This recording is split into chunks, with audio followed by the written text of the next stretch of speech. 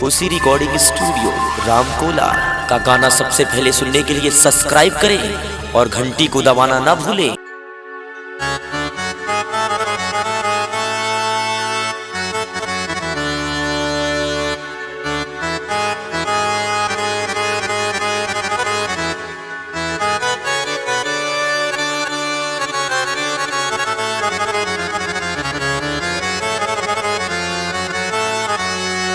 काहे सपनों में आके तू निदियो उड़ावेलू, बन के परछाई आस पास में आके रुलावेलू।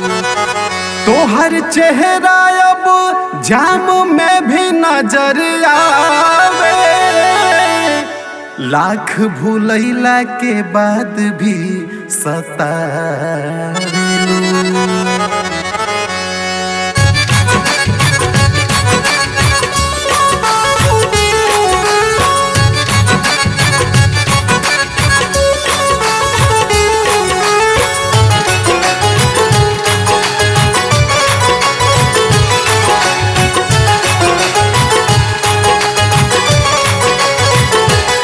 तू तो हो गईलू आबाद हमके कहके बर्बाद, तू तो हो गईलू आबाद हमके कहके बर्बाद।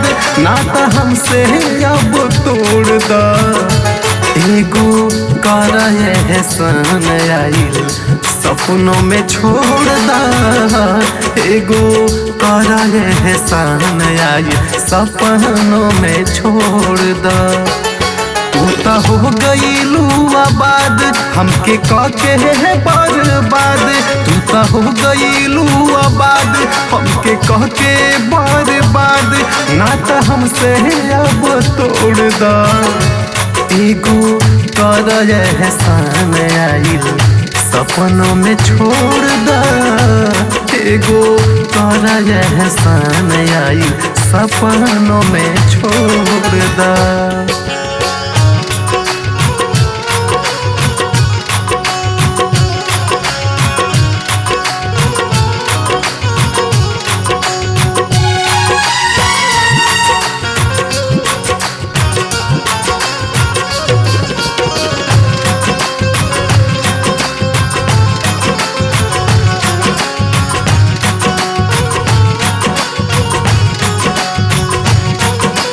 प्यार के बदले यार हमके दे दिहलो तू साजा हो, बन गईलू तू हीर यही जा तड़पत बहरे राजा हो।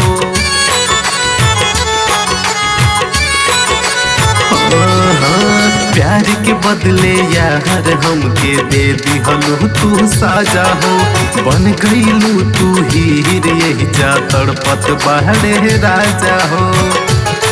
छोड़ के पीछे मझधार गईलू बगिया उजाड़, छोड़ के पीछे है मझधार गईलू बगिया उजाड़। जानी अखिया में तू लोर दा एगो कर एहसान आइल सपनों में छोड़ दा, एगो कर एहसान आइल सपनों में छोड़ दा।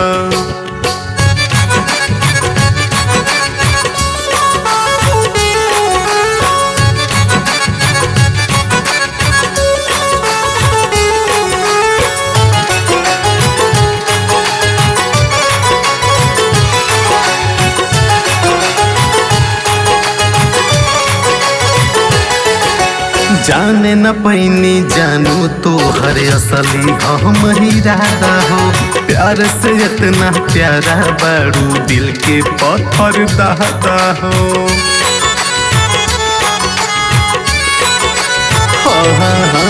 जाने न पैनी जानू तो हरे असली हम ही रहता हो, प्यार से इतना प्यारा बारू दिल के पत्थर दादा हो। ठीक कहले दीपक सच निकालल हो सक, ठीक कहले दीपक सच निकालल हो सक। अब संगीत से मुहवा मोड़ दा एगो कर एहसान आइल सपनों में छोड़ दा एगो कर एहसान आइल सपनों में छोड़ दा। तू ता हो गईलू आबाद हमके कके बर्बाद, तू ता हो गईलू आबाद हमके कके बर्बाद।